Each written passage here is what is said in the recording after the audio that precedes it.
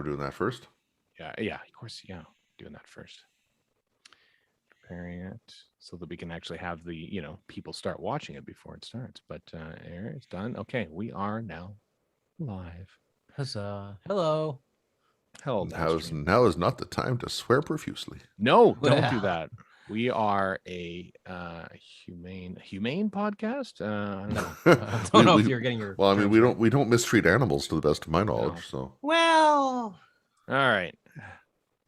It's 3. Oh, look at that. Hey, there's people already watching. oh dear. Welcome, listeners. We're figuring this out. This is hastily arranged. This is the one dimension on the 50th anniversary style of live stream here. So We love you, Doctor Who. Hopefully with fewer audio problems and fewer Matt Smith's. Well, it wasn't really like, yeah. Whatever his hand signal thing was. I know. I have that. So I haven't watched that since the night of. Why would you? Why wouldn't you? Why would you? Why wouldn't you? Because it's torturously painful. Yeah. Okay. As I'm talking here, and I'm trying to think of a thing to tweet. There's people on there. There's people like, hi, Karen. Hi, Frank. Hi, Catherine. Hi, Jeff. Hi, Juan. Rainbow Warrior 71. In the chat, because I am. What do I say here? Okay. That's the after party, right? Yes, the after party, not the pre-party. Pre-party was us sitting in a theater in suburban Edmonton, watching Nightmare in Silver off an iPad on the big screen.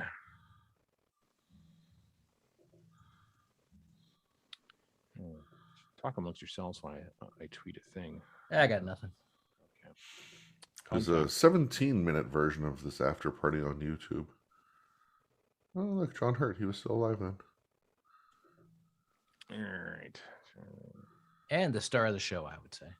Oh, Noel Clark. Ooh, that didn't age well. Trying to see if One Direction's in this version. For precious rights took it away. I wouldn't be surprised. Well, I mean, this is posted by some person not representing the BBC. So, oh, there they are. 14.5-minute mark. Get out. I'm so impressed. Thanks, Zoe Ball.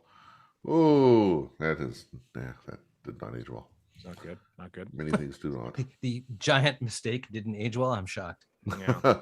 Well, even Zoe Ball's announcement, there's a 15-minute delay. It's like, how do you manage that? Yes, Rainbow War. I know we were thinking about doing this for the Patreon supporters. This is a test, though. We need all you people to be guinea pigs for us for this. As you notice, it's only audio because Warren's camera is somewhere off to the side. It's not convenient. No, it's like basically Chris and I have cameras and are properly set up. Warren's studio is essentially a Richard Martin directed production. Is a loaded term. Like, why is there a camera off in the way in the distance and the lighting's bad?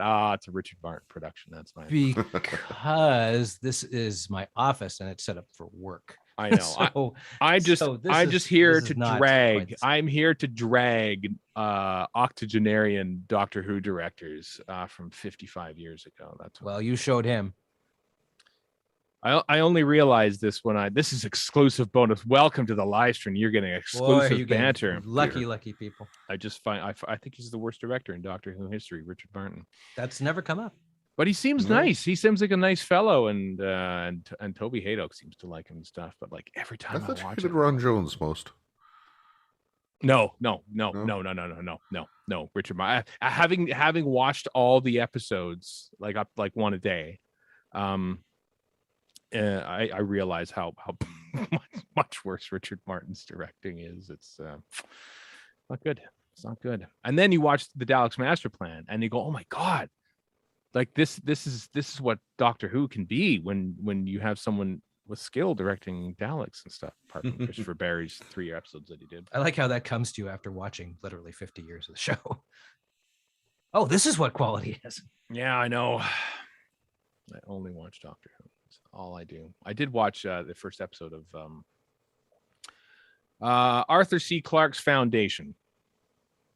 Oh yeah, Excellent. Did I watch have yet that. to get to that. I trolled Warren right there. I trolled him right there. He didn't bite. Yeah, I won't.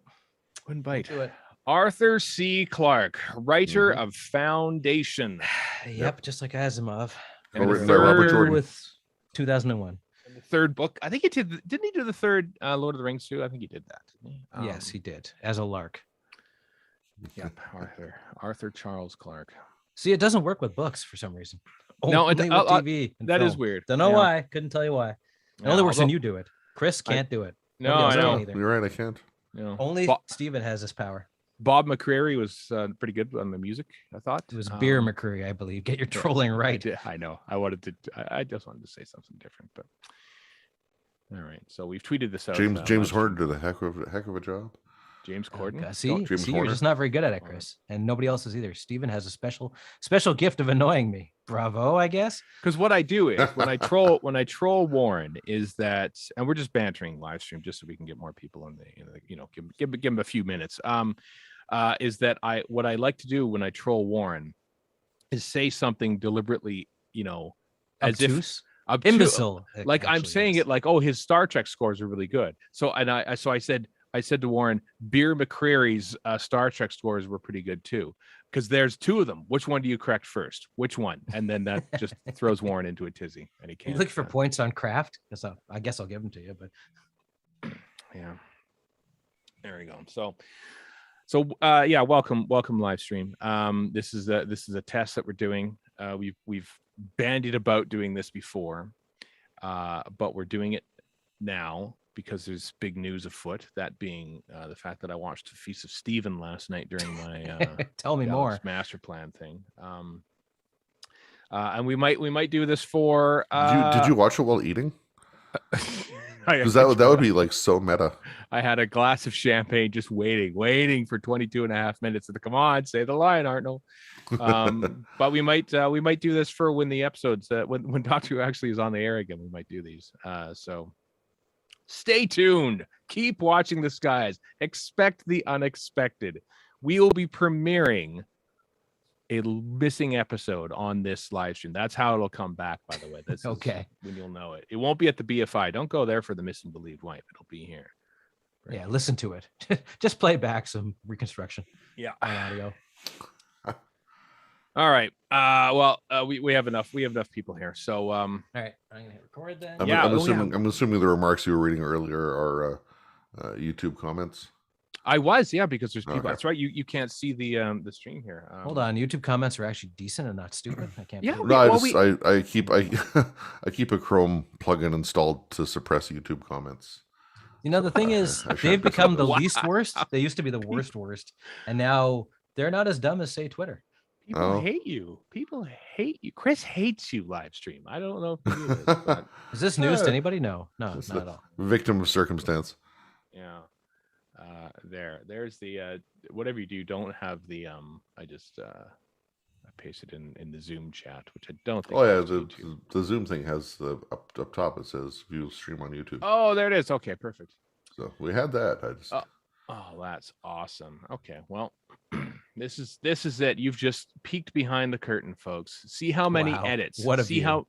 how many edits that we have on this podcast. Like Richard Martin, no recording breaks, none. It's physically impossible to cut together the audio tape. I really hope he's listening to this and crying right now. is I'm he sorry, still Richard alive? Martin. Yes, he is. He's in his 80s. Still? Yeah, he's still in his 80s. Yes, I know. If he makes it to his 90s, then he'll be in his 90s. Come on, hurry up. Make it to your 90s. Speed up time. Richard Lionel Martin was a Canadian professional ice hockey winger. Nope, not him. Rick Martin. One of the French connection to the Buffalo Sabres in the 1970s. Richard Martin, British director, born 1935. There you go. So he's 86. 86. Wow.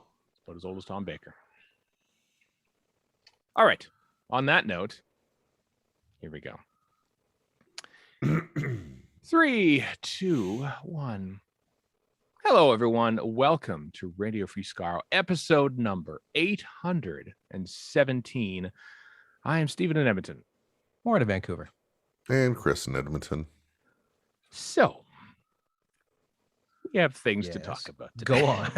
We have some things to talk about today. Sounds like you're an angry parent at their child. You just like you can't yet broach the subject of their truancy or whatever. Oh, So maybe. you threw a baseball into the neighbor's window. Yeah. Mhm. Here, to set the So table. do you think this is acceptable behavior? Maybe. To set the scene a little bit, this is kind of tragic. I thought about this yesterday as the news of Russell T Davies returning to Doctor Who stormed Twitter. Doctor Who was trending in Canada. That never happens. It was quite. I know it's quite something. So, I think so was David Tennant and basically everything else that happened from 2005 to 2008 in Doctor Who history. But what kind of upset me is that weeks ago. We had planned for Warren is going to fly home. Yep. To Edmonton, and we were thinking, hey, we should if you're going to fly home and be here for a week or something, we should get together and record. I'm going to record a whole episode and then do a commentary or something in person here at my house. And that was all great. And we're looking at the news thinking, well, it's probably not much going to be happening at the time. So it'll just be a pretty quick episode and stuff. And sure hope we can sort of get through it without being too short. And then our province has the worst COVID outbreak tied with the fact that we have the worst government in the history of Canada. And so it's a mess here. And so Warren canceled his trip. And so we're on Zoom. Yep. I'm not happy and about then the RTD news breaks. This is the episode that we would record it in person. This one right here. It's they said, you know what? Our Radio Free Skaro is going to be in person. Let's drop this now. Let's drop the exactly RTD not news. what happened. That's exactly what they nothing would close have to done. that happened. That is not no. Absolutely. Yeah. Let's just nip that in the bud right now. Mm-hmm. So yes, wow, what a thing. I was not expecting this. I don't know if anyone was. Russell T Davies was at least 4 days ago when he sort of teased it in retrospect on his Instagram feed. I think he sort of RTD2 is what he said. Is what a cute thing or whatever, because there's a picture of him in 2008 and there he is right there. What an innocent little jape. And of course it means that no, Russell T Davies is returning as Doctor Who showrunner. For the new series of Doctor Who starting in 2023 and beyond, BBC Studios partnering with Bad Wolf, of course, the studio set up by Julie Gardner and Jane Tranter, to produce Doctor Who. Gentlemen, your thoughts. Who's going to begin here? Chris. I'm happy Chris, to jump in. Yeah, sure. Go for it. Well, I mean, what do you say, right?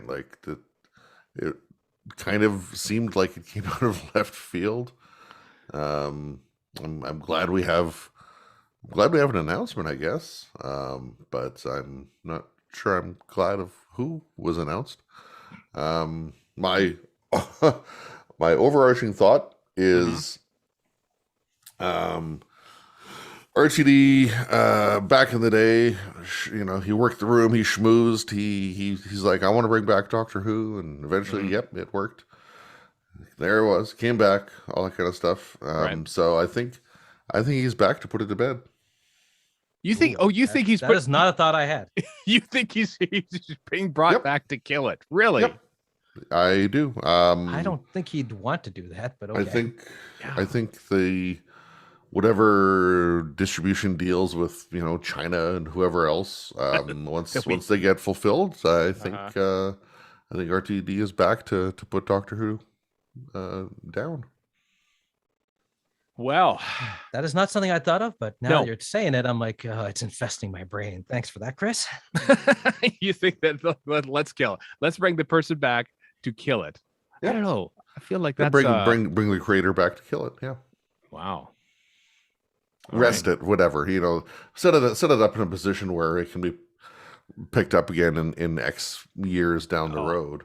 I don't see that, but for reasons that I'll get into. But I was on having a bit of a Zoom chat with some other friends yesterday, and how long has this been going on?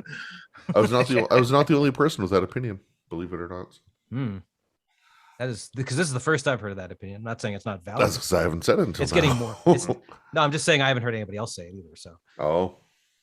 But that doesn't mean you're wrong, which terrifies me. But anyway, would you rather go, Stephen, or shall I'll go for it, Warren, please. Okay, so my first impression, and it's been a bit of a roller coaster, frankly. My first impression was, it's not April Fool's. What the hell's going on here? That was literally what I thought. Like, what Right. is going? Could this?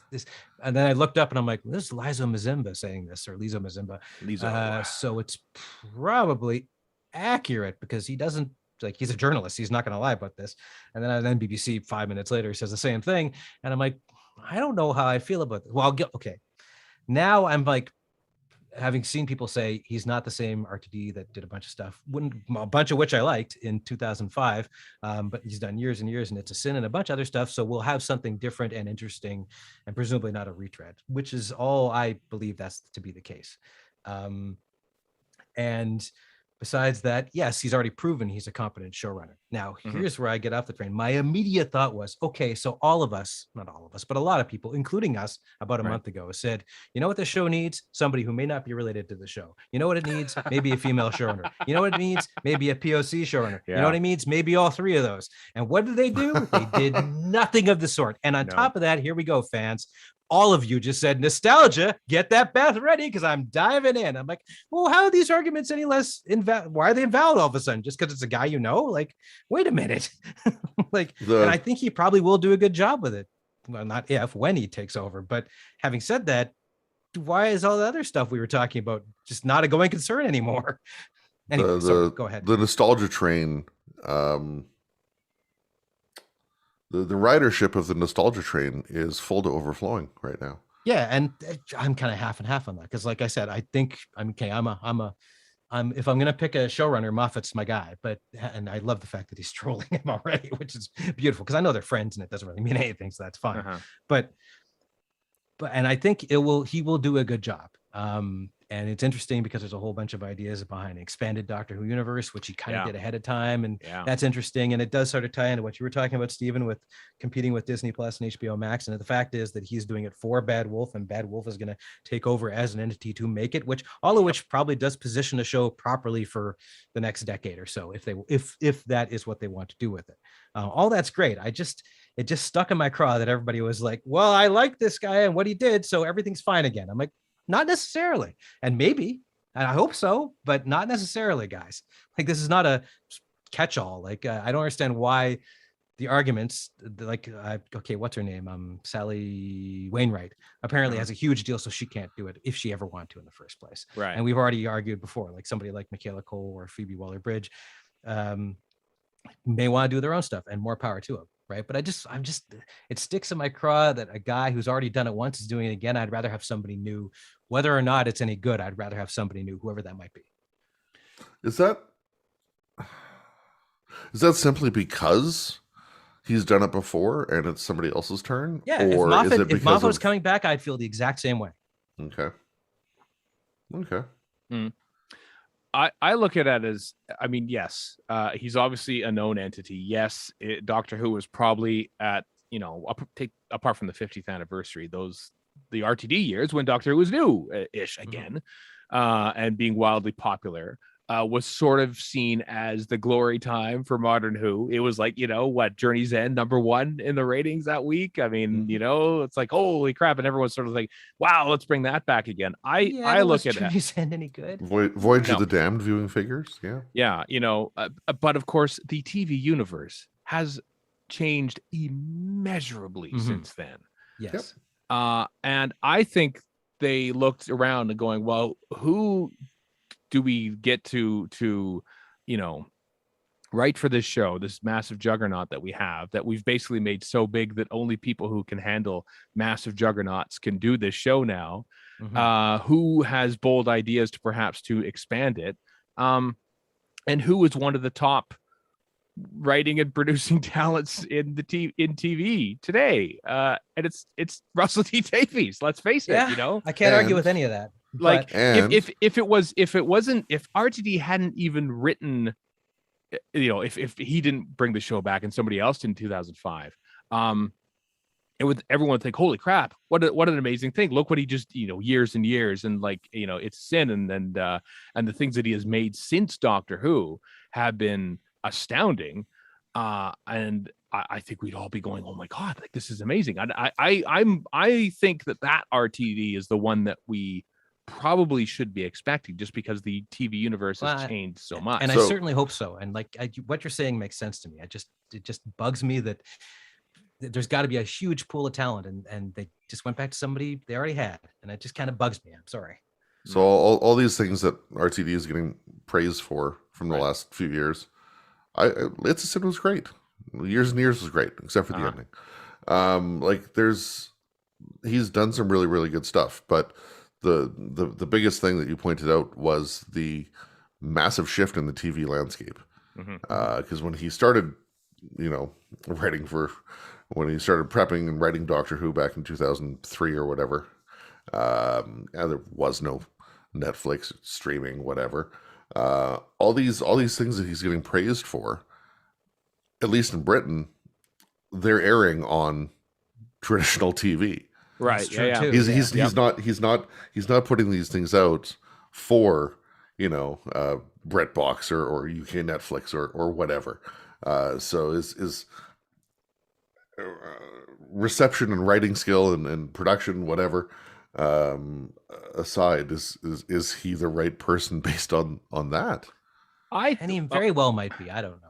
I mean, he doesn't decide where these things go out. I mean, it is very much a British thing. I mean, I think It's a Sin showed up on Prime like weeks or something after the fact. true, and yeah. It That's was in Canada it was on Crave. So yeah, I mean it's hitting the streaming stuff elsewhere, but not where not the market he's writing it for. no, which I think honestly, I mean, what about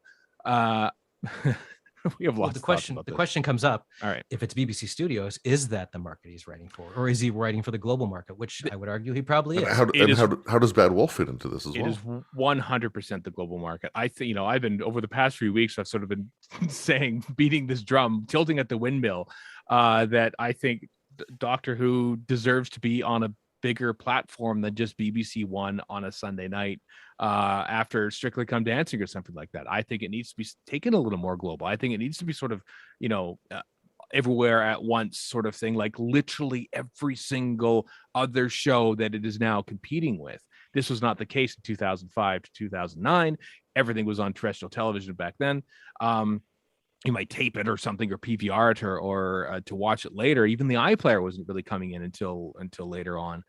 I think that is 100% the approach that's going to happen now. I think this might be, what is it? The show that their Bad Wolf is producing. It's got the little each of the characters has a little animal with them. What's it called? It's on BBC One and No HBO, idea. I think. I can't remember what it's called now.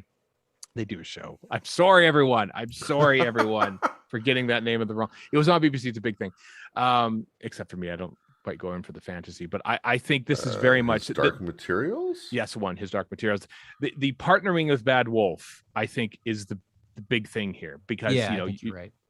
you've got Jane Tranter, you've got Julie Gardner, who also, of course, brought back Doctor Who, but now they are successful producers in their own right. And even though he's part of Moffat's team, Piers Wenger is still head of drama or whatever at the BBC as well, so he's involved. So this is the intriguing part to me, is that who came to who first? Did Piers Wenger and the BBC say, hey, let's reach out to Russell T Davies and see if he wants to come back? Because maybe we need to sort of kick this up a little bit. We, having 8 episodes every 18 months is not a way to sell our global brand anymore. Or was it Russell T Davies chomping at the bit saying, hey, I think based, as recently as a few months ago, when he's sort of talking about like there should be a Doctor Who expanded universe, like this should be a thing. I was 10 years ahead of my time with Sarah Jane and just Torchwood. to address that, Okay. because besides him saying that, whether or not he wants to do it, it's all speculation at this point, mostly by fans, It is. including myself. It is. But I remember saying, well, hold on one second. I remember right. saying months and months and months ago with somebody else, this is one of the few universes that I can actually pull that off. You got Marvel, Star Wars, Star Trek, maybe a couple other ones. Mhm. A lot of them just like the dark universe they tried to do and failed with. Like a lot of stuff just can't sustain this. Doctor Who in the right hand, which might be Russell T Davies, can actually pull this off, I think. Mhm. So it would be interesting to see if they do. I hate it when people say save the show, because I don't think the show needed to be saved in the first place. Moffat and Chibnall did a fine job with what they did. Yeah. You can argue back and forth whether or not you liked one or the other, but they did different things, and more power to him for doing that. But this is the one one of the few universes where you can actually pull off a cinematic or streamomatic probably universe. Yeah. So and get away I with I haven't read the stuff that RTD put out there a while ago about the Doctor Who universe kind of thing. So Warren, I'm just going to put you on the spot here. You are now some bigwig TV exec. Doctor Who is looking for such things as spin-offs to, grow the brand. What do you spin off? Well, he already probably owns the rights to Torchwood, so why not do more of that in a different way? Like I guarantee, not guarantee, but I wouldn't be surprised if we see a revival of Torchwood more in a certain character. and John Barrowman was just on and also- QI this week. and this is what I wouldn't do as a TV executive, because TV executives don't think like this. But I would basically go, hey, Nicholas Briggs and the rest of the Big Finish crew, what are the best things you've done? Let's see if we could spin those off into TV. This Because is it's the sitting thing. right there. Why not? I'm reading the comments that he did. So Paul Kirkley did an interview with him, and he had to cut some of the stuff just because print and stuff. But part of the stuff that he cut, that he pasted and tweeted about not long ago, actually he tweeted as after like back in January, so well before this news happened, obviously, is where he's talking about here's a quote from RTD back then. I was in the middle of running an empire. Oh my God, I did that 10 years too soon, didn't I? There should be a Doctor Who channel now. You look at these Disney announcements, all of these new Star Wars, Marvel shows. You're thinking we should sitting here announcing the Nyssa Adventures or the return of Donna Noble. Like he's sort of slightly facetious, but then he's sort of like then Paul Kirkley says, even the Nyssa Adventures. Yes, you laugh. I mean, I'd watch that. Did Star Trek? I'm quoting. Did Star Trek fans ever think they'd be getting a Captain Pike series ever? That's insane. Honestly, I'm curious. I mean, obviously, Doctor Who's a different thing because there is one central figure, and it's the Doctor. Whoever that current Doctor is, that's the show. And anything else you do is sort of like you can't, step on the toes of the main show. I'm starting to wonder, is that an outmoded kind of thing? Like, there's no changing it. Like we still gotta have Doctor Who.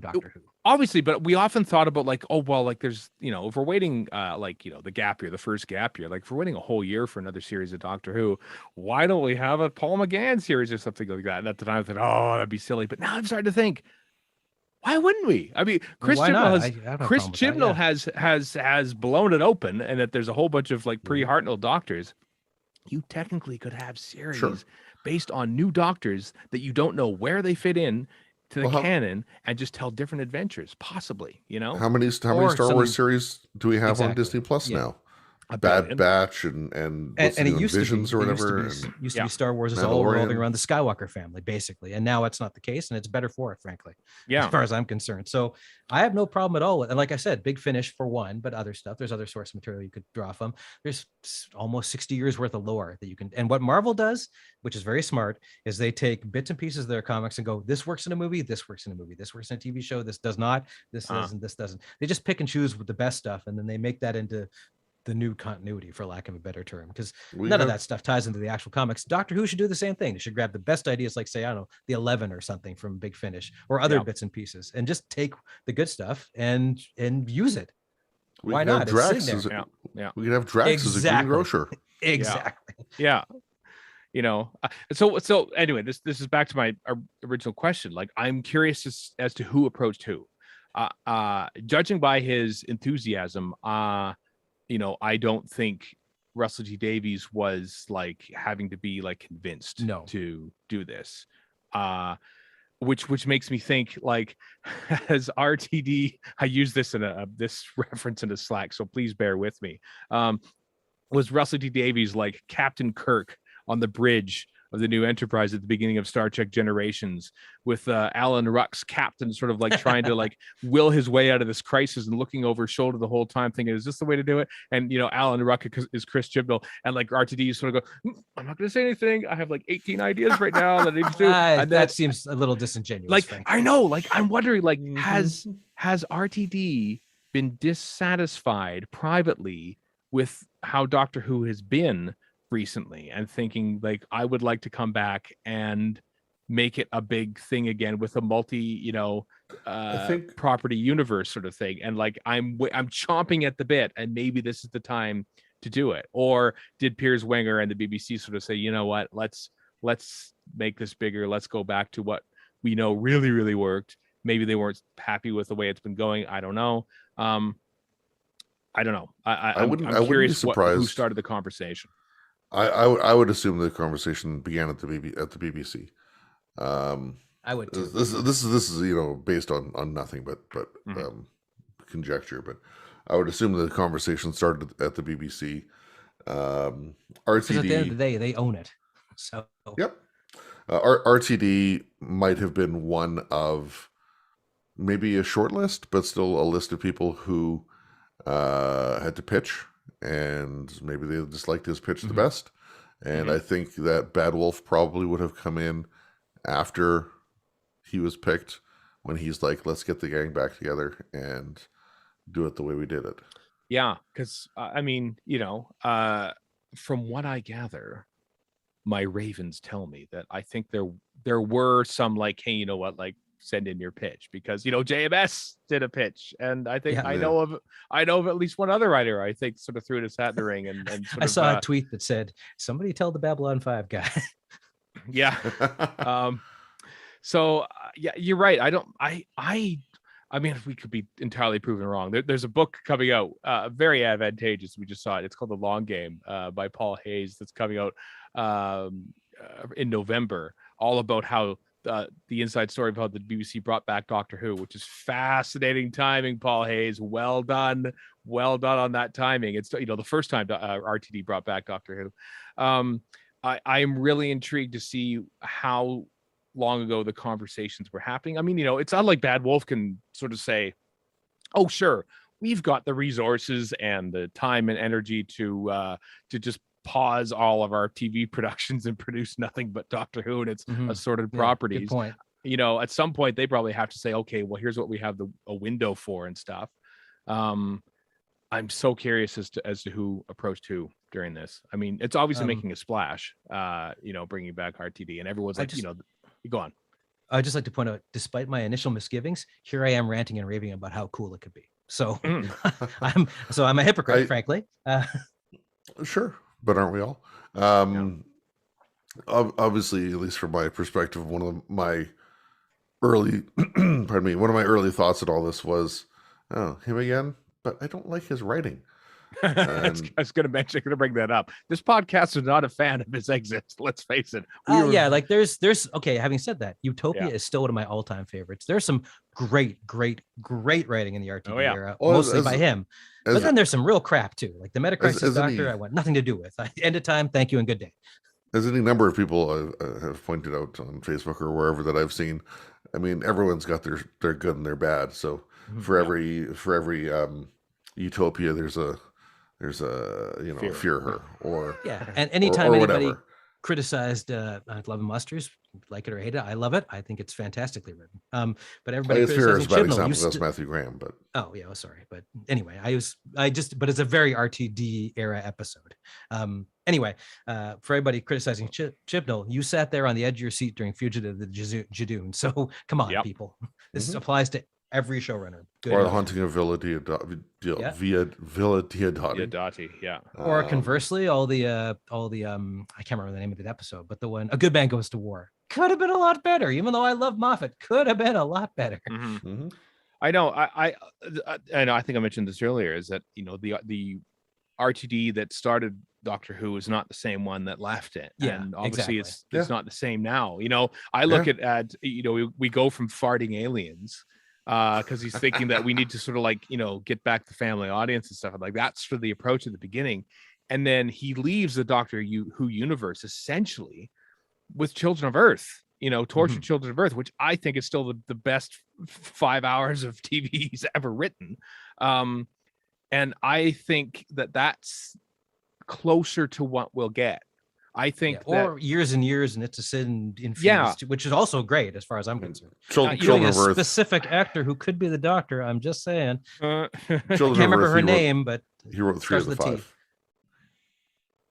What, you were both talking over each other. Sorry. Go ahead, Chris. Go ahead. I was going to say Children of Earth. He wrote 3 of the 5 because he had Okay, yes, and he had nothing to do with anything else Nope. with regarding of not Not- at all. And I was Not a just drop. very quote unquote subtly hinting that a certain actress who is also in Doctor Who as the Gallifreyan war commander guy who turns into a woman, she should definitely be the next Doctor. She'd be a rad Doctor as far as I'm Denai concerned. Miller. Thank you. I cannot remember her name for life. Yeah, I thought you were just sort of being like, oh, we can't mention names on this podcast. No. I just can't remember her name. I Yeah, this it's weird blank where I see her name and it just goes away. But Right. she would be a great Doctor based on years and years, basically. Yeah. Yeah. So it shows to me anyway, how time has sort of healed the wounds, because I am the Moffat era is my favorite of the modern series. Yeah, same here. Series 8 and 9 are my favorite. So obviously I skew a little grumpier and darker when it comes to my Doctor Who. I love Capaldi's first 2 years. I know a lot of people don't. A lot of people are just sort of, oh my God, I loved Doctor Who and it was fresh and exciting and new and running around and, shipping and all this stuff during the RTD years. And there's nothing wrong with all of that. No, It just as we said, this podcast did not look upon the end of his era very kindly at all. I don't think we're gonna get that sort of no, again. I don't either. I don't think TV is like that anymore either. No, it's not like you even just visually. I mean, the HD era started with Planet of the Dead. Like just as true. RTD and crew were heading out the door, we decided, hey, maybe we should make this look better. And even then, the HD in the 4 episodes of the RTD era are like, okay, sure, you're in a desert. And to be fair, Moffat's era looked good too, but it didn't look anything like it does now. So no. So visually, it's entirely changed. I'm intrigued now to see what RTD does with the scope and the budget that Doctor Who has sort of become, and where it partnering with Bad Wolf maybe now also maybe that increases the budget a little bit when you have a second company funneling money into this thing. I'm really intrigued, and so my immediate reaction, because I was sleeping. Erica came and woke me, and didn't wake me up. She's, are you awake now? Because everything's going crazy. First of all, there's a new kitten at Kitten Academy, so that was like, wow, that was amazing. And then she said they announced the new Doctor Who showrunner. It's Russell T Davies, and I was like, what? Am I still asleep? What's going on? Yeah, here? like I was shocked and not like dreading it. I was excited because I immediately thought of where RTD has been from 2009 to today, and not what he was doing from 2005 to 2009. I'll say this much. All right. Despite my past misgivings with RTD, yep. Like any problems I've ever had with him have all been down to writing. Usually because he can't close the deal. He can't write an ending. That's there's not a satisfying one. But I'm two things. Number one, I'm more than happy to give him another chance because of other stuff he has done and how much growth he must have experienced as a writer and a producer and a human, and just a different perspective as an older person. I'm very, very much willing to give him a chance. And secondarily, I look forward to his return more than I did Chibnall taking over the series. Interesting. Also, Yeah, I I'm there. haven't thought about what you were saying, Chris, about him being in there to put it to bed. I don't know. That smells more like internet conspiracy theory than real life. No showrunner wants to do that. Like I don't know. That's the thought I had without anyone's reactions. If you were hired to do that much work, would you do it just to kill a thing? Just let it die. Yeah. Like why put all that effort in? I really don't think that. I think it's not to kill it. It's to put it back to bed so it can be woken up in X number of years. That seems like something that makes more sense on an internet forum post than it does in real life. Yeah, I think with what we've been talking about expanding it. It's here to be expanded. This isn't like this. This isn't prove me wrong. This isn't Mandalorian coming to Disney Plus to say let's finish up Star Wars. This is the Mandalorian coming to Star Wars at Disney Plus and launching 10 spin-off series, which is probably 8 too many. But yeah, and like you said, Stephen, the TV is radically different. This is putting it to bed be the kind of thing you would do in the old days of TV because you had a limited amount of room to put things in, and now you don't. There's no reason to put anything to bed, good or bad, as we can see from I don't know 3/4 of what's on Netflix. There's absolutely no reason for anybody to put anything to bed. Or conversely, the reason Netflix does do that is because of their own finances and the way they view ratings that we'll never know about. But point being, it's just a different landscape, and killing something off doesn't make anywhere near as much sense. None. You say that, but despite successes of things like the MCU, but Iron Fist and Luke Cage. Yeah, but there's a whole corporate thing behind that. That wasn't the same. That wasn't the MCU. That was owned by a completely different set of executives who hated each other. So that's why. Like the guy in charge, Ike Perlmutter, I think his name was, he's no longer in charge. Those characters have all moved over to MCU. So they'll probably get integrated at some point sooner or later. But that was that all ties back to how Marvel was almost bankrupt and a bunch of stuff got sold to different people, including Spider-Man, blah, blah, blah. So those are lesser. Sold to Fox. Yeah. Exactly. So this is kind of that again. And that's why those things were different, because they were not being handled by the Kevin Feige side of things. Very, very much late to the game. Not too long ago, I started watching season 3 of Daredevil.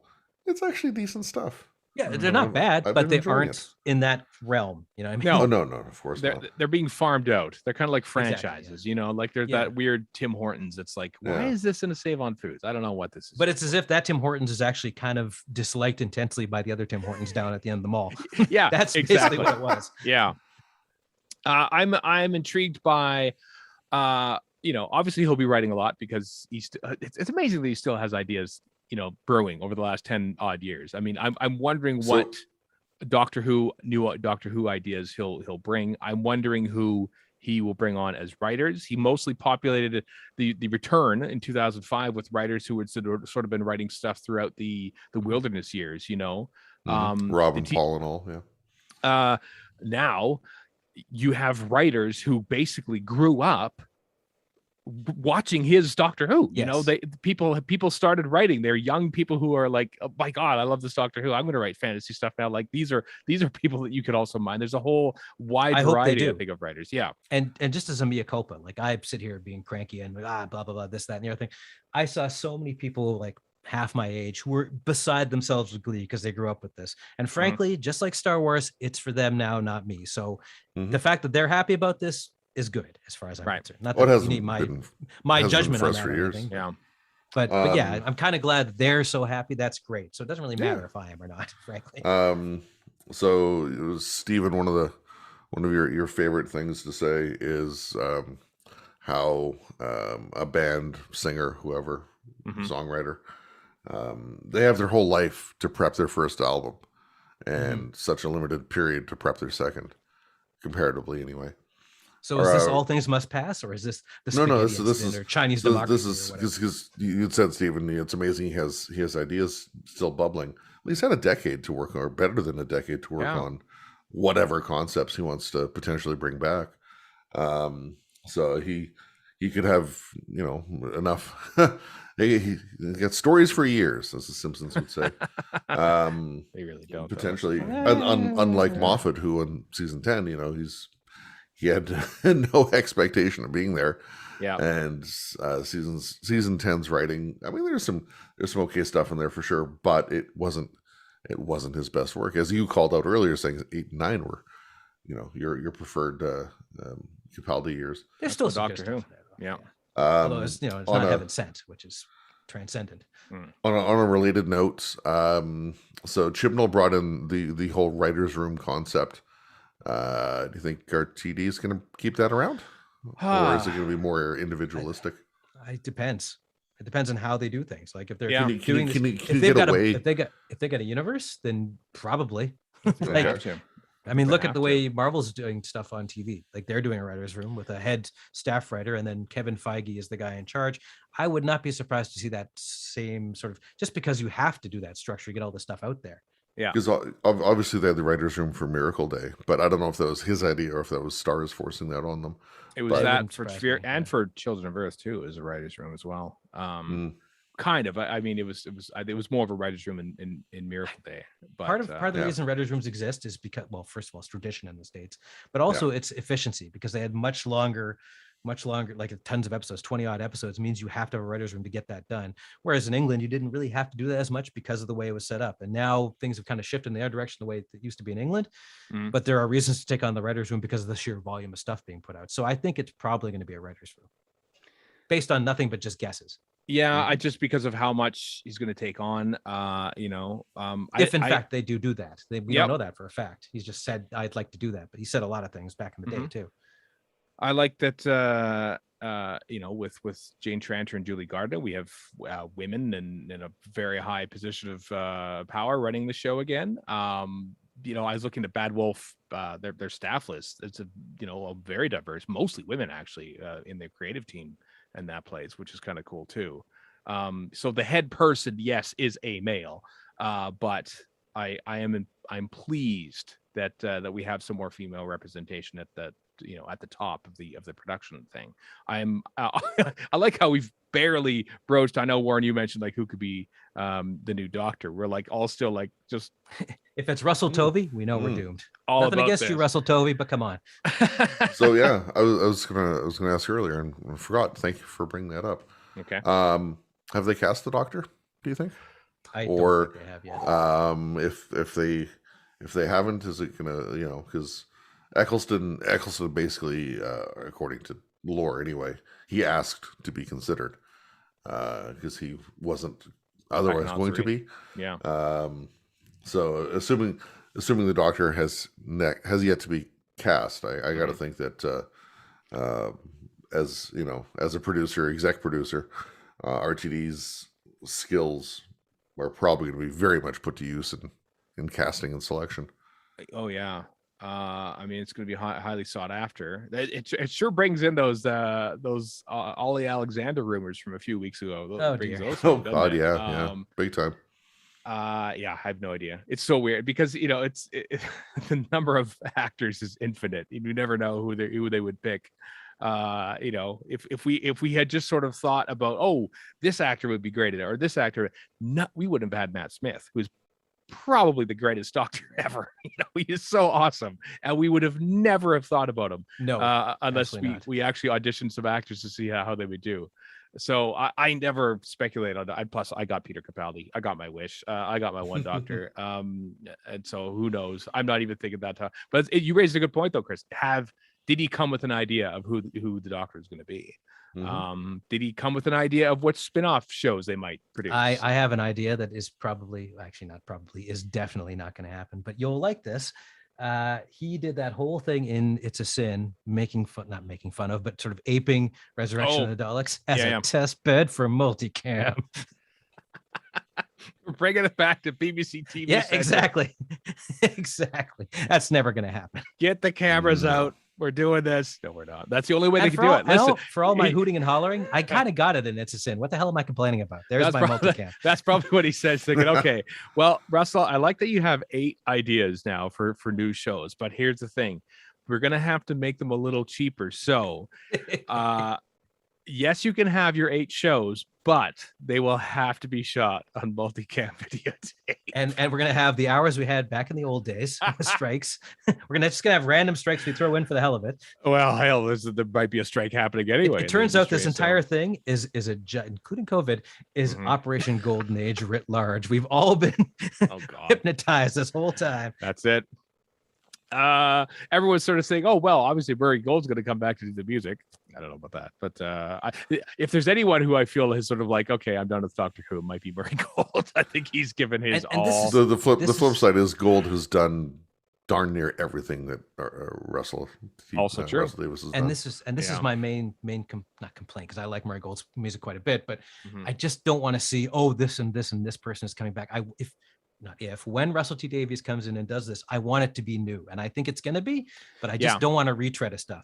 That was my number one dread, is like, oh, they're just going to do the same damn thing over again, which okay, I guess, but I don't think that's going to happen. Despite the retread of all the execs, yeah. Okay. It's what I'm curious about, because when RTD brought it back in 2005, and I understand that we're not Like I remember when it was announced that series 13 will be one long story, and everyone's going, "Oh, didn't work. Control of the Time Lord." I was like, "Well, okay, it's 1986. It's a different era, and these are two different eras as well." But and we liked a lot of it. yeah, but when I think about when especially that first season, when Russell T Davies was doing his damnedest to even mention anything, like, we're gonna reference Davros, but we're not gonna call him by his name. It took him 3 years to mention the name Gallifrey in the show, which is fine. Which is there fine was- at the time. exactly. It made sense. And now, but I mean, that was when because you realize that probably there's a whole generation of people who had never seen the show before, and this was their introduction to it. Now, of course, people grew up on his version of the show. Does he reference that? Does he go back to it a lot? Or does, I think this is where I'm wondering if sheer pride of being a writer, you don't really necessarily want to say, well, I'm just going to go back to the well of my own stuff. I don't. Just My gut reference says it. he won't.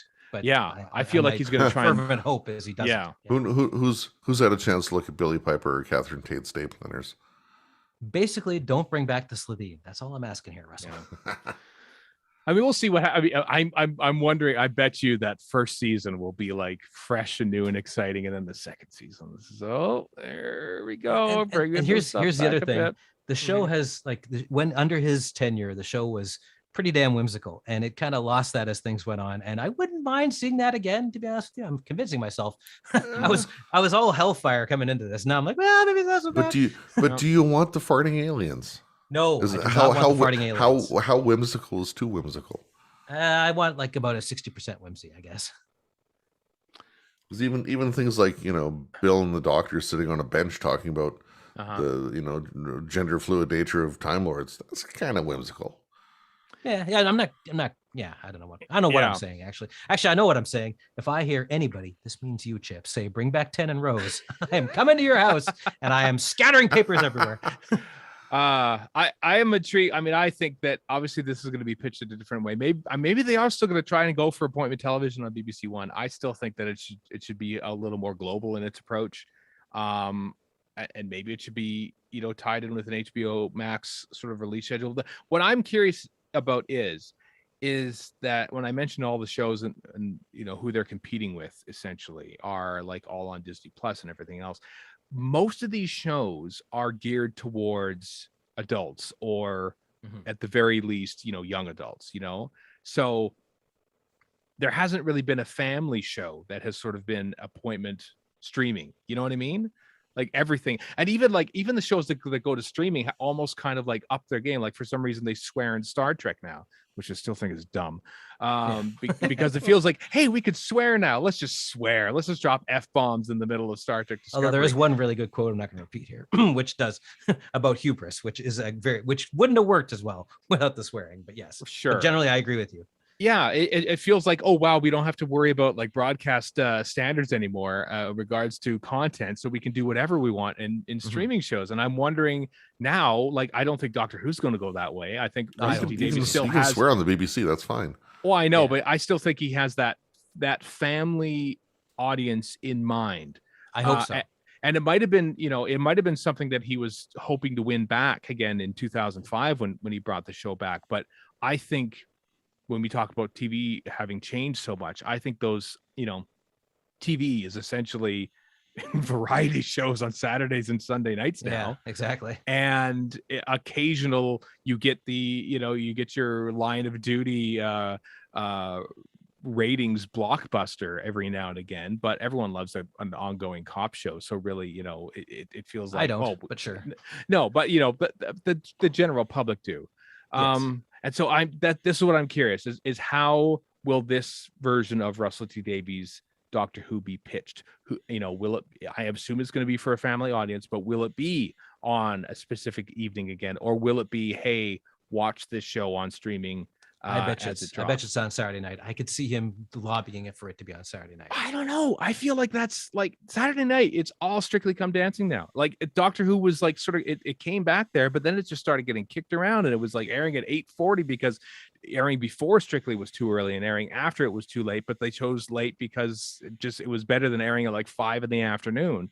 And I just don't think that's the way it's going By to be. the way, I can't be the only person who feels this way. When you see the Right. Masked Singer ads, because I've never actually watched the show, do you get Vengeance on Varos vibes? Because I definitely get Vengeance on Varos vibes. I have from seeing that. literally never seen a single second of And any Max footage Headroom from that. vibes too. Basically, it feels Sure. like Whack It, just to Not even really sure what age that myself. is. All right.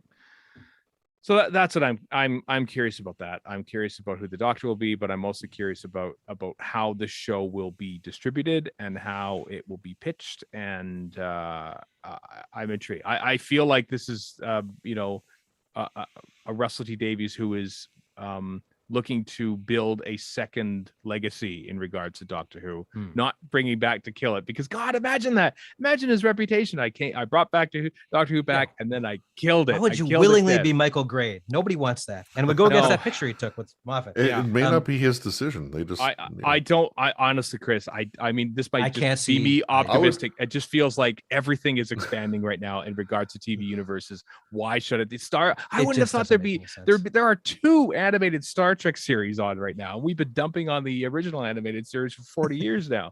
I haven't. The original animated series is great. You can go to hell. I know. As much as anything, because of as much as we talk about how overnight viewing figures don't matter in this world anymore, right?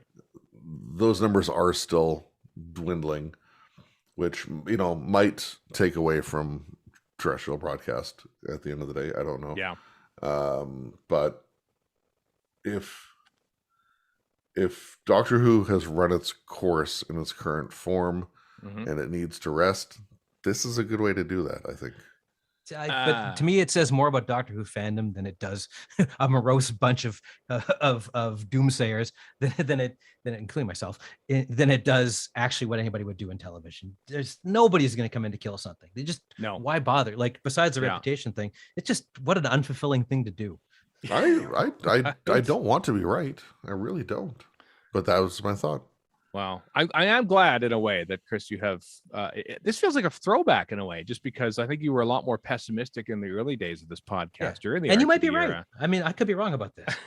Well, I'm still a pessimist by nature, a cynic by nature. Oh, I know. But I feel like you've become less of a pessimist over the past few years. And now, yes. now it's like, oh, RTD's back. So really, everything's coming back. Chris is pessimistic again.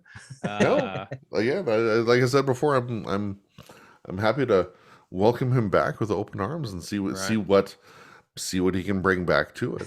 That was on his contract. Will Chris like me? This is the important thing here. Not Chibnall, Burgess.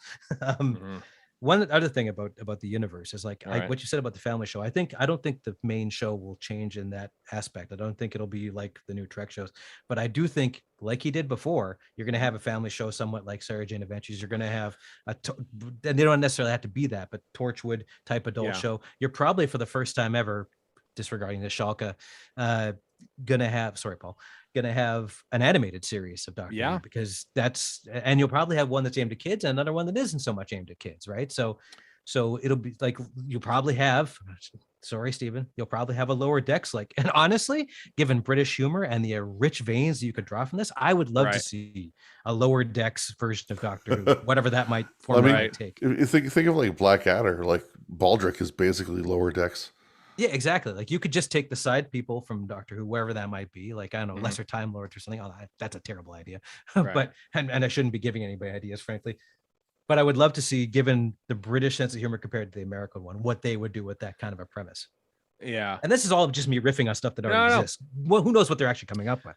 I know, even I think RTD has matured enough. When we did our Torchwood commentary, it's just like, it feels like, oh, the parents are gone. Let's get into the liquor cabinet. That's what Torchwood, especially that first season, was like. Oh, we're making adult stuff. Most TV was like that too. It's not like it would, except for a few HBO shows. And I may be grossly oversimplifying this, but it wasn't the widespread it is now of different stuff.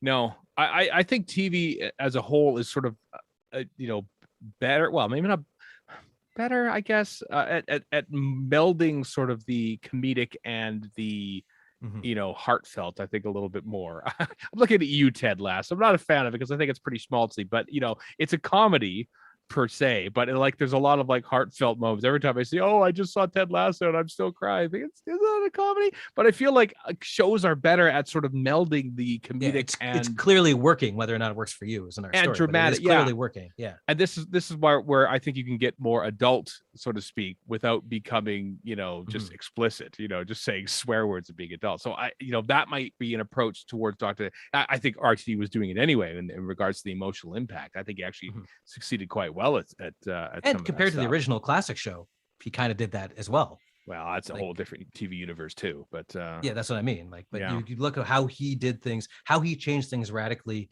to begin with, compared to the old way, because we were all just assuming, based on the fact we had nothing else to go on, how the hell are they going to do this? And then we saw how he did, and we're like, oh, okay, I guess that makes sense. We're probably going to do that again. Maybe. Interesting times. Should we yes. Should we read out Ian Levine's response? No, we don't need to do that. We don't need to do that. Although I'd like to point out, some people are like, well, good, Chibnall was too woke. I'm like, oh boy, you guys are in for a shock. Yep. So anyway, 60th anniversary 2023 is when Russell T Davies' new Doctor Who will be kicking off. At some point, I mean, you speculated, Chris, do we have a new Doctor? At some point. I mean, we're getting close to the end of 2021. I'm assuming that the BBC didn't want to announce this and just sort of wait until November of 2023 to make a new series of Doctor Who. I think at some point, given that the Chibnall era is probably done shooting, I think, based on what John. Very close, if not complete. Yeah. I mean, obviously there's post-production and everything like that, but I mean, at some point, the new team's going to come in and build new sets and everything else that goes on in Cardiff, because this will still be based in Cardiff at some point soon.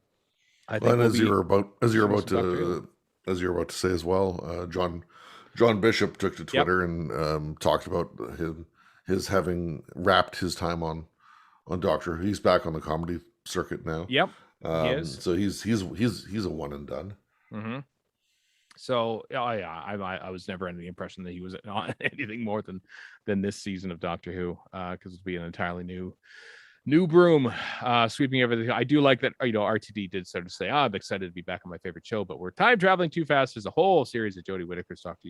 I do like that he's still beholden to the franchise, and still like, I'm not the person in charge right now. I'm still a fan and enjoying to see what happens with Jodie Whittaker's Doctor here in her last season. But that the mill is a churning, and things are a changing, and it'll be very interesting to see what happens in 2 years' time, when we have a new old showrunner again for our favorite television show. Hopefully a new is in capital letters and old is in small tiny letters. Yeah, brackets.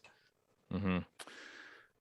So anyway, wow, goodness me, we talked for almost an hour just on Russell T Davies. I am honestly a bit surprised. I didn't think we'd go that long. Yeah. Let's see if anything else to reference. I feel like we've probably covered. No, I think that's pretty much it. I've gone through my emotional journey throughout this podcast. Yeah. Well, we talked about it. I think we've touched on all the big stuff. Yeah. For RTD. Yeah. Now we can go on with the rest of the stuff. lesser stuff. It's funny. I was joking before recording about how it feels like there are two different arms going on at the BBC right now. There might be some communications problem going on, because there was a Doctor Who alternate reality game.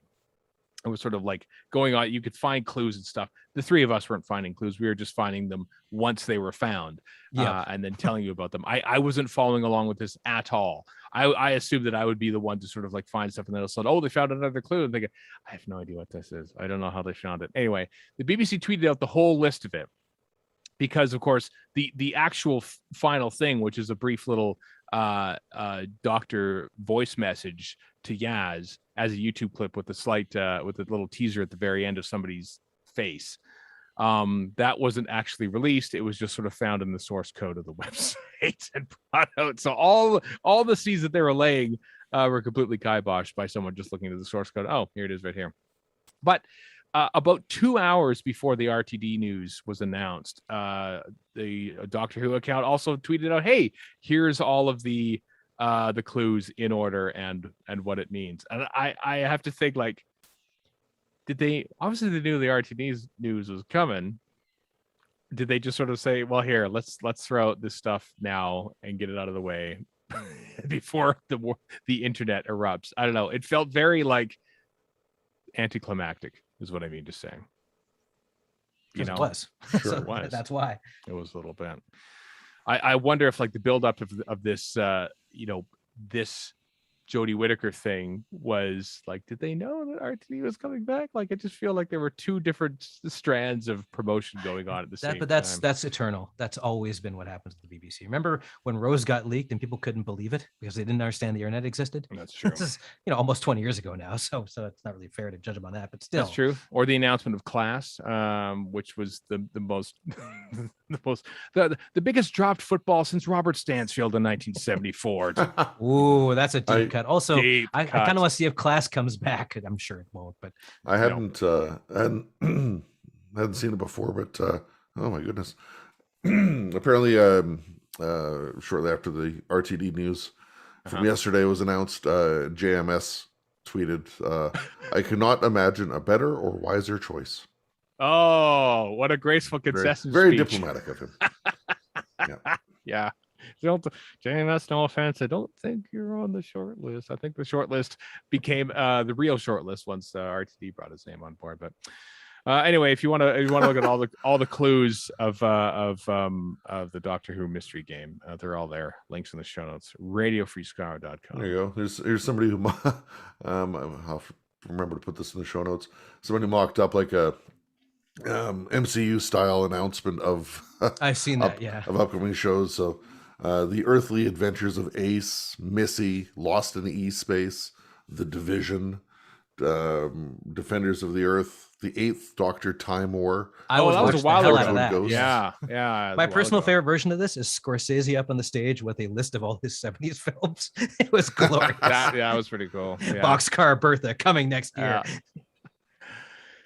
Anyway, hey, I don't know if you noticed this, but we are still in the midst of a global pandemic. What? I know. It's shocking. Yeah. It's shocking.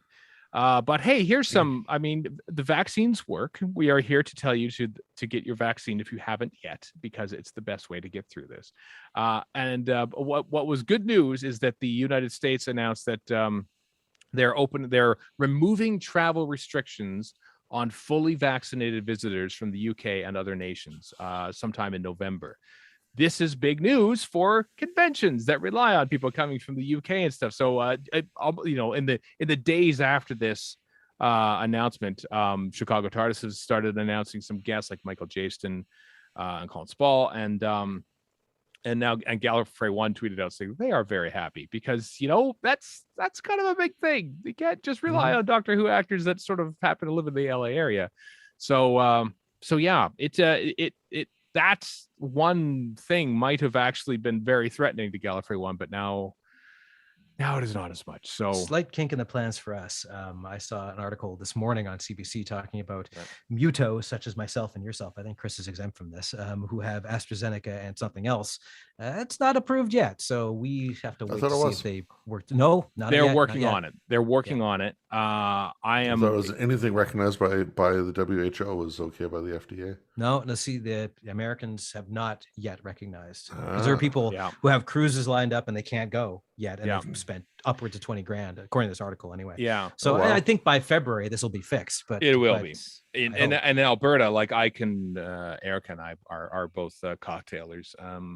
We can get a third shot. We can get an additional dose of Pfizer because our second dose was Pfizer. So if we can here in Alberta, Warren, I'm sure that it hasn't been announced, but at some point I'll get another Moderna if I have to. Right. So we might even do that. I think it's a ridiculous requirement because I haven't seen anything that says I'm not just as immune as anybody else, but whatever. No, I think the reason for it is that there are many different versions of AstraZeneca, and because it's being produced at many different parts, maybe it's tougher to approve one vaccine when it's being made in 20 different places. It's kind of like Windows and Apple's machines. Like, I'm sure that's a Windows machine, but I don't recognize this brand name at all. Are you sure it's a proper Don't forget Windows the machine? Canadian brand names for the virus. Oh God, the vaccines like Lothlorien or what the hell it's called. I've already forgotten. I just give them Lord of the Rings names because they don't know damn sense. Yeah, and So anyway, Gallifrey one seems very much going ahead. This might have been the last hurdle, possibly. I mean, there's obviously vaccination,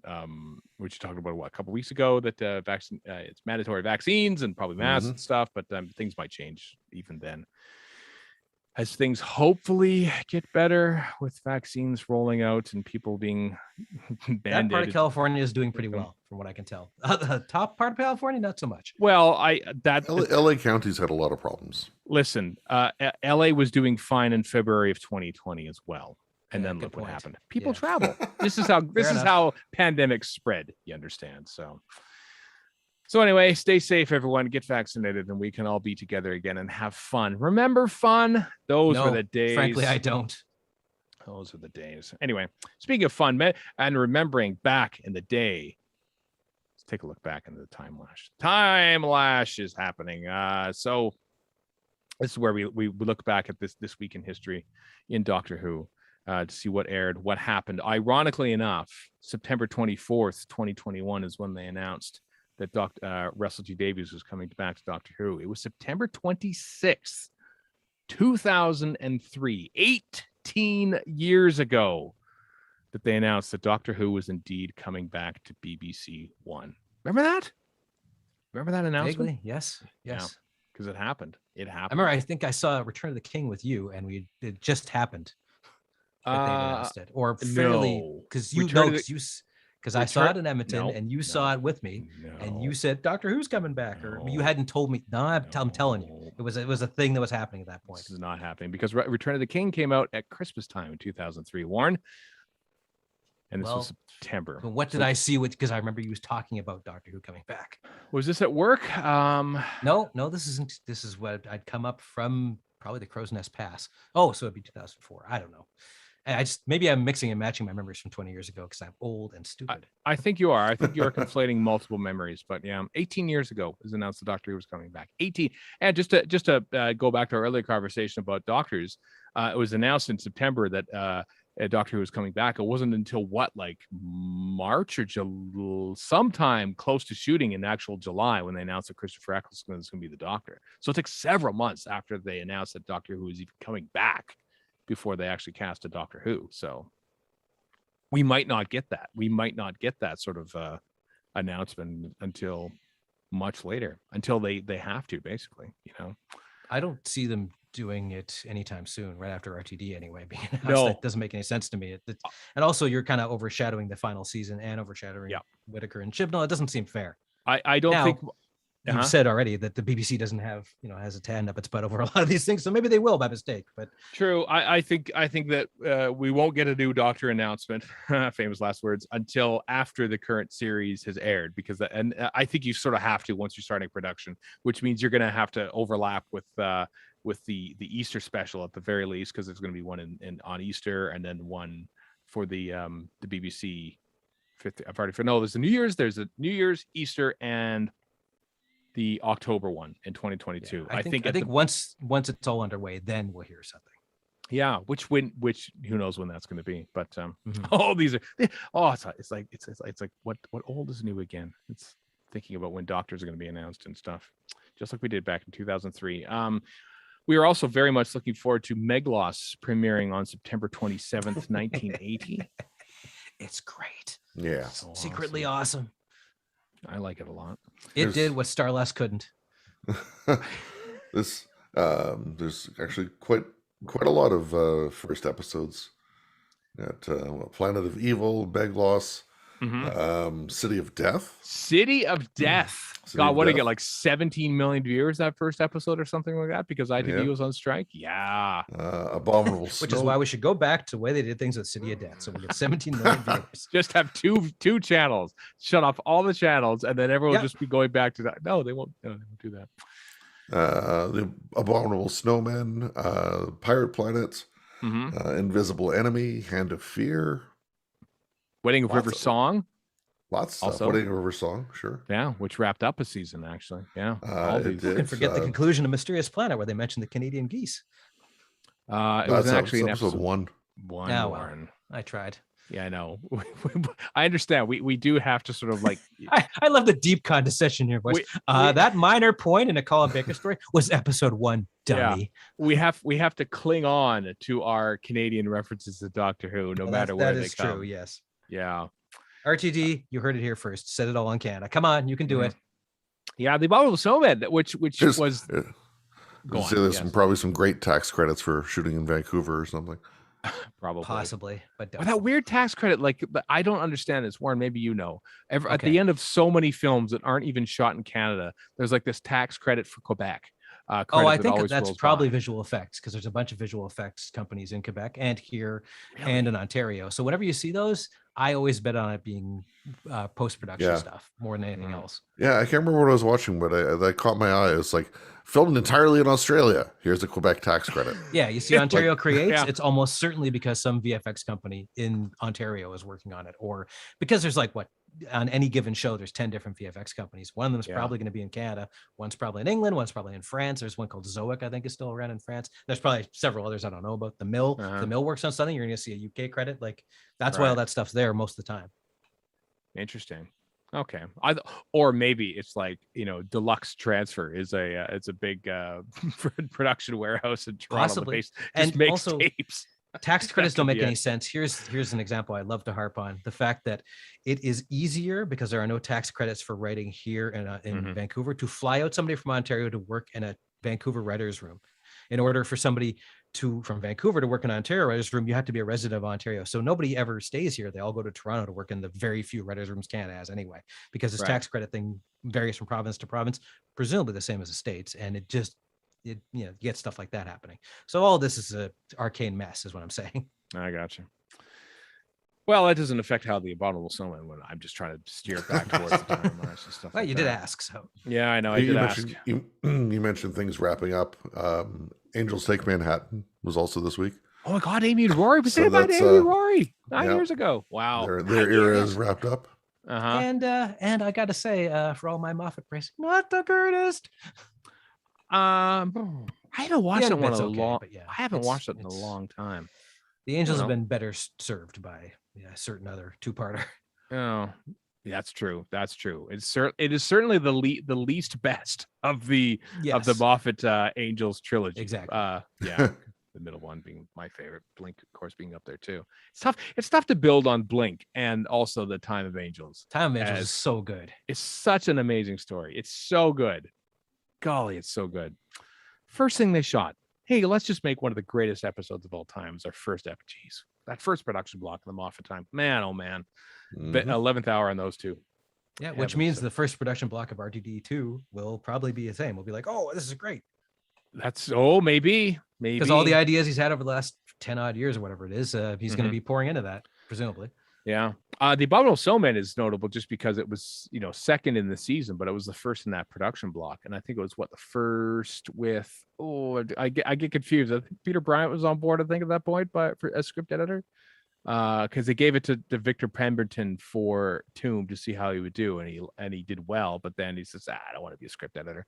And so Peter Bryant came on board. Also, it's one of the first major location shoots, as I recall, too, for Abominable Snowman, because it was at the beginning of a production block. So they carted off to Wales with the snowy mountains there, except there were no snow in the mountains. So for some reason, the Himalayas had no snow on them, thanks to British weather. Probably rain. Who's going to check on that in 1960, whatever? I know. Did Edmund Hillary sit up and go, that's not right? Indeed. Anyway, anything else in the time lash that you want to talk about before we wrap this thing up? I think we're good. Okay, good. Yeah. Had a lot of RTG. Pirate Planet. I mean, Douglas Adams first thing. No. Sure. Oh, we can talk about that next week when we haven't rattled on for an hour about Russell T Davies. Yeah. Unless we have, because who knows? Maybe we'll have follow-up stuff to talk about with RTD. Stephen Moffat comes back for a spin-off show. Maybe wouldn't that be hilarious if Moffat also wrote an episode? That would be something. That was rank speculation on the Twitters. Yes, that Moffat would be writing some episodes again. Quite something. Well, just get all the season 1 writers back. I mean, much as I like them, I think that's not a good idea for the show, frankly. Probably not. I mean, new ideas. What's Mark Gatiss doing these days, right? Yeah, what is he doing? Not writing Doctor Who. I also should mention that Fan Expo Canada, which is happening in Toronto in late October, is still going ahead. They publicly announced that it's going ahead. I got to still. tell you, my immediate reaction was the same as it is for James Bond is finally premiering. I'm like, yeah, sure. Yeah, sure it is. Sure. Okay, go on. We'll see. We'll see. I think it is. I think Bond is out of hell with it. We shot this thing 8 years ago. We got to put it out sometime. Apparently, last night on the Graham Norton show it was a No Time to Die special thing with like Rami Malek and Daniel Craig and whoever. And apparently, it was just like the worst, most awkward, horrible talk show thing ever. Really? Those guys don't strike me as, let's say, truculent fellows. Apparently, it seemed like there was a lot of animosity between the the people on the stage and whatnot. So I don't know. I haven't seen it firsthand, but I'm told it was a bit of a train wreck.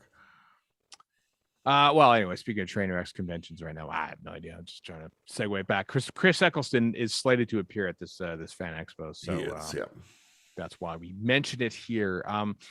Let's talk about some Big Finish stuff that is both coming soon and is out now.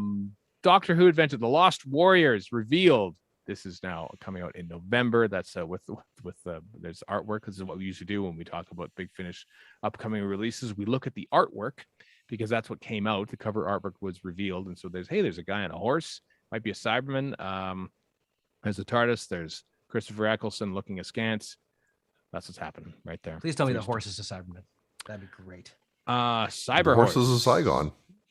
Fair. That is a reference. Anyway, Lost Warriors coming out in November from Big Finish. The Missing the Monk, that's out now. You can get that right now from bigfinish.com. Doctor Who, the War Doctor Begins, Warbringer, that's coming 2021 in December, so like 3 months hence. So there we go there. And that's it. Is that that's it? Only 3 things from Big Finish? Yep. My God. Well, anyway, that's featuring, of course, Jonathan Carley, who does an amazing impersonation of it's incredible. Great he Jonathan. Absolutely nails it. Yeah, it's excellent. It's Tim Treloar level good. Wow.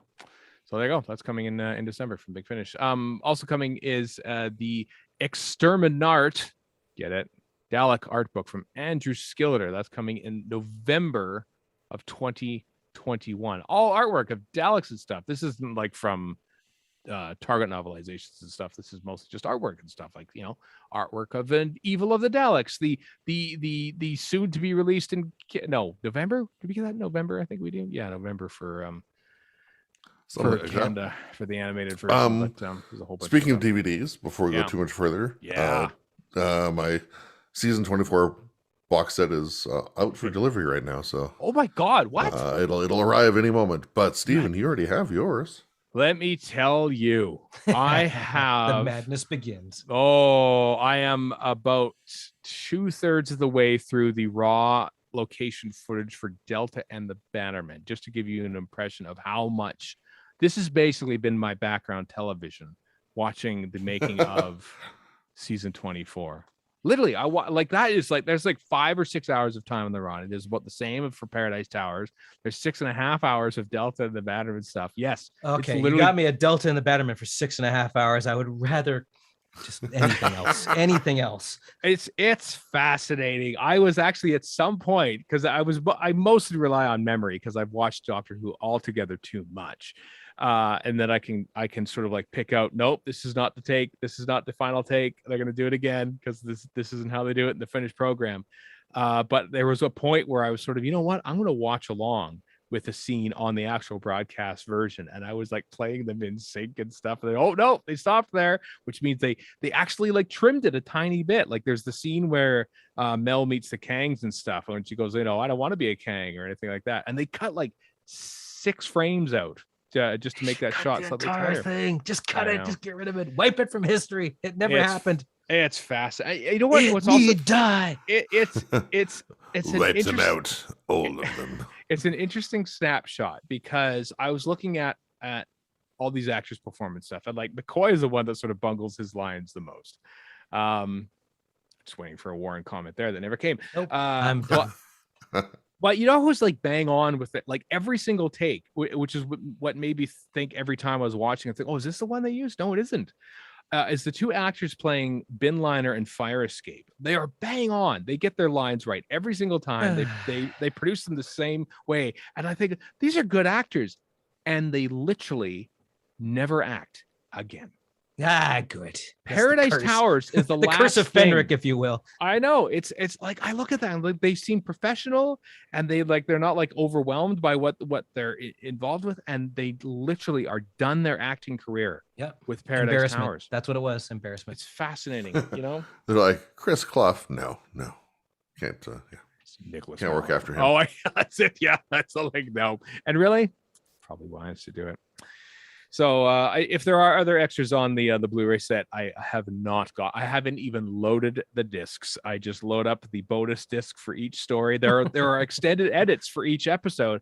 Mm-hmm. Haven't watched them. I would criticize, but I would do the exact same thing. Frankly. Right? It's only the raw footage that I'm watching right now. That's where I am right now. I'm watching there's a lot of stuff on there, but I'm obviously not done it yet, and I'm fascinated to continue to watch more.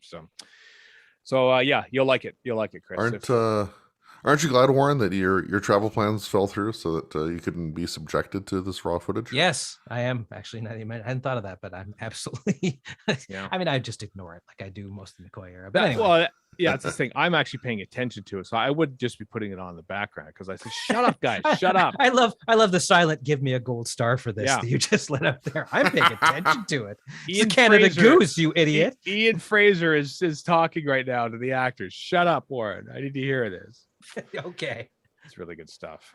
Doctor Who: The Edge of Reality game. It was originally a VR game with your little headsets and stuff. It's coming to consoles and Steam October 14th. It was originally supposed to come out September 30th, so obviously it got bumped back a couple weeks because it's a video game, and that's just what happens. But so yeah, I'm looking forward to that. Even though it's a first-person thing, I will do my best to get through it because it's a Doctor Who video game on my Xbox, which is going to be neat. And or PS4.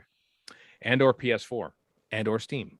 I think you can wish list it, and I don't know. And it's probably on the Xbox One, XYZ, and the PS5 if you can get them, which I sure as hell can't. I know, thanks to microchips.